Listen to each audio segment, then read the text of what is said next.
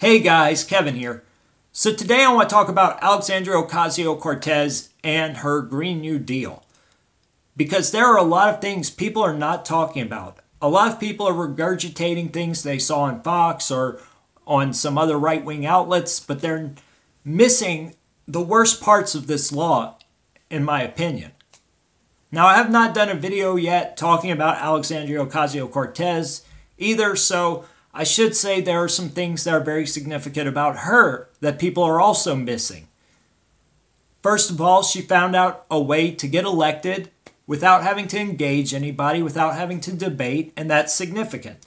What's even more important about this woman is she crossed the line, and she was the first woman to really do this, maybe the first politician in my lifetime to do this. She crossed that line from the activist left to the political left. Or I should say political-subversive left. Now, there are two groups on the left that I really believe are enemies of the American people. First, you have your activist left, the Antifa types. And like Ocasio-Cortez, these people are young, they're dumb, they're boisterous, and they get a lot of media attention, and they're never held accountable for anything. On the other side, you have your political left and your subversive left. These are people who enter government, who enter our institutions with the goal of pushing Marxist policies or destroying those institutions from within. And Alexandria Ocasio-Cortez crossed over from that activist left, the Antifa activist left, I should say, to that subversive political left side.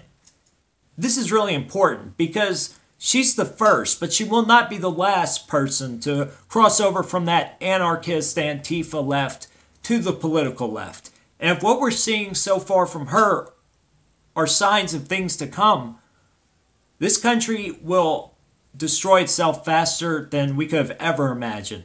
And I'm an accelerationist when it comes to that. I think we can't sustain the path we're going down, but these people, boy, if they get power in the government that's significant enough, they can make our lives very miserable. And that leads me to the Green New Deal. So I should tell you guys, this Green New Deal resolution is not something that was thought up by Ocasio-Cortez. It's been around for a long time. It was part of the Green Party platform. And what they did was they borrowed it from the Green Party and dressed it up to make it presentable to Congress. But when you start to read this resolution, you can see the radical environmentalism and the communism of the Green Party bleed through in this resolution. Now, it opens by saying that humans are responsible for all global warming that's been observed over the last century. And it goes on to say that if we do not do something drastic, we will continue to see more named storms, rising sea levels, tornadoes, earthquakes, Armageddon. The same stuff they've been telling us all of my lifetime. And I'm sure you guys have heard this. When the left talk about sea levels rising, they always cite these articles that are propaganda, and they say something like, oh, climate change is causing an island to disappear off the coast of Sri Lanka, or climate change is causing flooding in Miami. Well, no. Miami's growth is causing flooding in Miami. They've built on a swamp and water's not being diverted like it used to be. And the island in Sri Lanka is being eroded because here's the thing, guys. When sea level rises, it doesn't rise in one place. If you drop an ice cube in a bowl, the water doesn't rise on one side of the bowl and stay the same on the other. So those islands over in the Keys that are only a few inches above sea level that we used to go fishing at when I was a kid, they're still there. They should be disappearing too. So in part 3 of the resolution, it talks about what the temperature changes have to be for us not to all die. It says if we do not stop temperatures from rising more than 2 degrees centigrade of pre-industrial levels, which I think they chose that phrase specifically so they could move the goalpost, because as you can see on this chart, that could mean any set of average temperatures from that period of time. In part 4, they actually moved the goalpost that they set in part 3. They say that we have to stop temps from rising more than 1.5 degrees centigrade. And it says that to do so, we should A, reduce our human emissions by 60% by 2030, and B, have net zero emissions by 2050. It should be noted here that when they say net zero carbon emissions by 2050, they don't mean that they're going to take away all of our cars and everything that emits hydrocarbons. No, they would like to. People like Ocasio-Cortez, they would love to shove all of us proletariat into their trains, their little electric trains. It'll be like Stalin's Russia, where they said things were horrible, but the trains were always on time. Yeah, things will be horrible, but the electric government-run trains will be on time.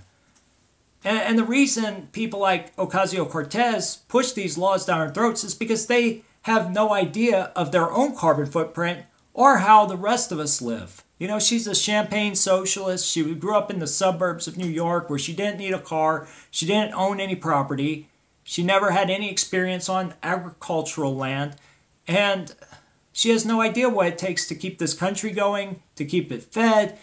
Part 5 of this resolution is where they really start to go full retard. They go full commie.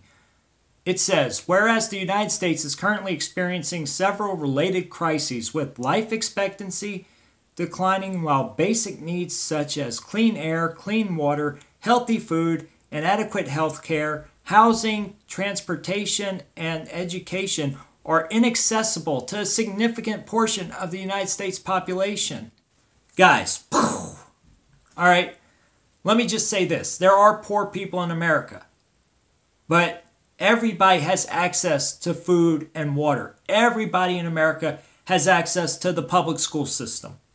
All right, there are some kids that don't go to public schools because they have bad parents. There are some kids that go hungry in America because they have bad parents. I know, I was a drug addict. I had to deal with people like that, and I saw their kids going hungry. And you know what? No matter how much you tax us in the excuse of stopping climate change and redistribute that money to them, they're still going to starve their kids because you could give them $10,000 a month and they would spend the whole $10,000 on Oxycontin. And Ocasio-Cortez believes that this stuff actually happens.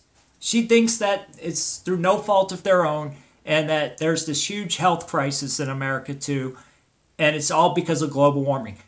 She actually cited ringworms in Alabama to the news media when asked about this global warming-induced health crisis.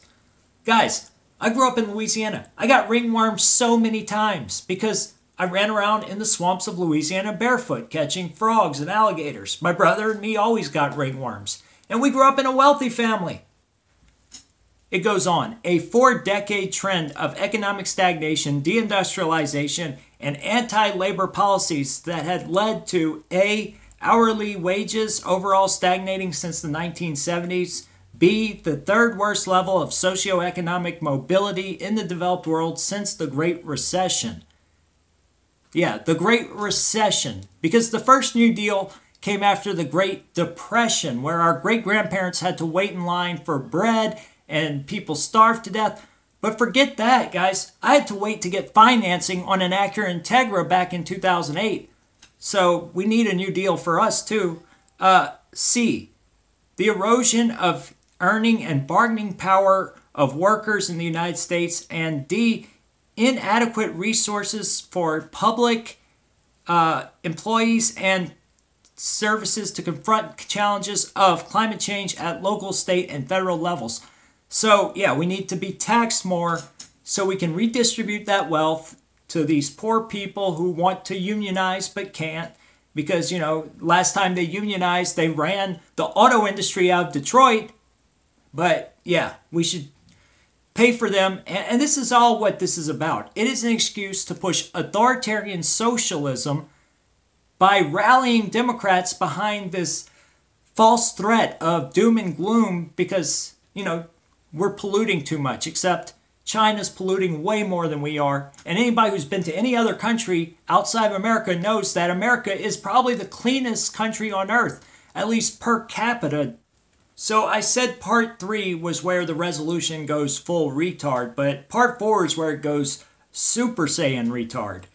And it says, whereas climate change, pollution, and environmental destruction have exacerbated systemic, racial, regional, social, environmental, and economic injustices, referred to as systemic injustices, by disproportionately affecting indigenous communities, communities of color, migrant communities, deindustrialized communities, depopulated rural communities, the poor, low income, LGBTQ, blah, blah, blah, blah, blah. This has nothing to do with environmentalism or stopping global warming. This is all about the left pushing an agenda and being able to use the full force of the federal government to enforce their agenda. Now, I would love to have a debate with the leftists over how climate change causes racial injustice. Did we all just start hating black people because the temperature got a little hotter? No, of course not. You know, this is the thing. I don't even like doing videos like this because it makes me angry, and I would love to have an argument to respond to, but this is not an argument. This is just them making things up. You know, if any left-winger in the comments section can tell me a good reason why global warming leads to racial injustice, I will give you $10,000. You just have to defend yourself against my rebuttal.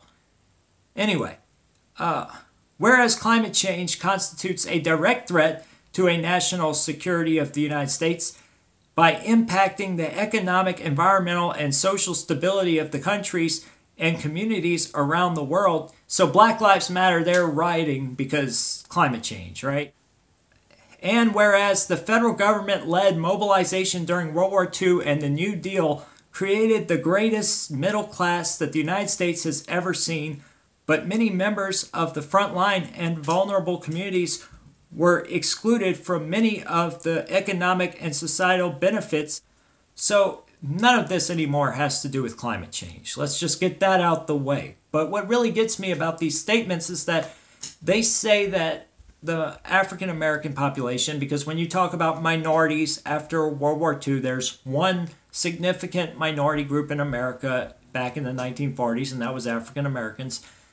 They were way better off than they are now by almost every metric. When you talk about family cohesion, when you talk about graduation rates, median income, housing affordability, all of those things were much better for African Americans back in the post-war years. It wasn't until 1960 or the early 70s when Democrats took over the black community, or I should say blacks started voting en masse for Democrats.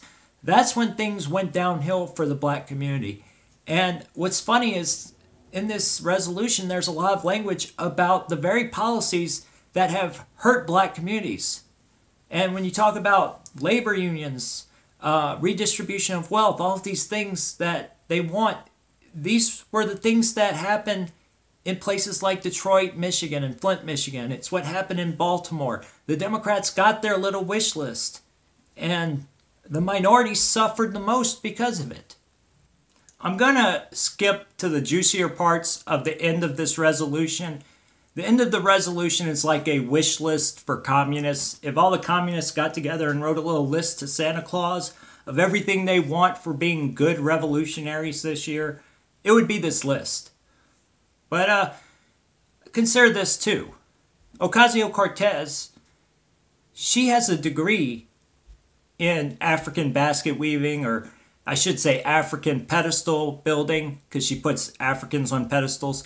But she also has a minor in Marxist economics. Okay, so when she says, I'm not a Marxist, well, why'd you minor in Marxist economics? You know, she's somewhat open about being a socialist. She says, oh, I'm a democratic socialist, but we know what she is, okay? And this is a grown woman who at some point took economics classes, even though Marxist economics is not real economics. She took classes that I'm sure included, you know, budgeting and balancing a budget, and she couldn't even afford a ticket to DC at 29 years old. Are these the people that you want making policies for America? No, of course not. Why would anybody vote for this woman? And I don't think they would if she actually debated people, and that's the problem. This portion that I'm about to read has been edited because people started criticizing her, and instead of standing behind what she wrote, she ran away. She sent her little goon, who looks like Dr. Steve Brule, onto Tucker to lie about what was in it, and then they quietly edited the resolution the next day. but we have the original copies. And I know you leftists will come and watch this video and then try to defend her in my comment section. They do this to every video about AOC. They have a worse mob mentality than some of these cults on the right that are popping up right now. But here's the thing, guys. You can't defend her because she can't defend her own beliefs. Like all good leftists nowadays, she completely runs when somebody tries to debate her and then falsely accuses them of being a racist, like she did with Ben Shapiro, calling him a white supremacist with bad intent, or whatever it was she said about him. What does that say about your beliefs, that that's who you put your political faith behind? Somebody who has no convictions, who cannot defend the policies that she's putting forward. It tells me everything. It tells me that you suck. Okay, so A, B, C, those are all about investing in future technologies and stuff, but they don't say how they're going to do it. We'll skip to D. D says, to secure for all people of the United States for generations to come, free clean air and water, climate and community resiliency, healthy food, access to nature, sustainable environment, and to promote justice and equality by stopping current, preventing future, and repairing historic oppression of indigenous communities, migrant communities, and communities of color. So they're going to pay reparations. They're going to guarantee water for communities, socialist water, I guess. Healthy food is a guarantee. I don't know how they're going to do that, especially when all the farmers can't farm anymore because of all the regulation they're going to throw down on them. You know what I just realized is missing from this resolution, and it's missing from the environmentalist left today in general? Actual environmentalism. You know, it gets my goat that these people on the left say that we're anti-environment on the right. That's complete BS. People like me, look what's behind me. My guns, well, some of my guns. Downstairs, I got the fishing rods, the hiking stuff. We are the biggest environmentalists around. Guys, every person I know with a bass boat is a bigger environmentalist than some hipster yuppie who lives in the city and thinks that they're special because they're trying to reduce their carbon footprint. And that's what this is all about, guys. It's about carbon. It's not about environmentalism. The companies support the global warming agenda because they can pay to pollute with carbon swaps. The politicians support it because they can control people. It's about control. It's about profit. That's all it's about. It has nothing to do with the environment, because if it did, they wouldn't allow companies like Dow Chemicals or all of these other companies to pay for carbon emissions by buying a swap and then using that swap to justify putting out other gases, because there are lots of gases that are far more dangerous than carbon, like phosphorus gases, like sulfuric gases. So the next few sections of the resolution are the stuff the media has really focused on. The stuff about reducing agricultural emissions from cows, i.e. removing cows because they fart too much. It's ridiculous. They also talk about the need for public financing and publicly owned banks, which should scare everyone. They're talking about socializing the banks. The Federal Reserve is bad enough. This part's funny. It says, a Green New Deal must be developed through transparent and inclusive consultation and collaboration in partnership with frontline and vulnerable communities, communities of color, labor unions, work cooperatives, civil society groups, academia, and businessmen. Could you imagine? That's like a punchline to a joke. A businessman, some rabbi, a black guy from the hood, they're all sitting around a table talking about how to build a wind farm. So the next part's really interesting. Part H says the government will provide a high-paying, family-sustaining wage for everyone.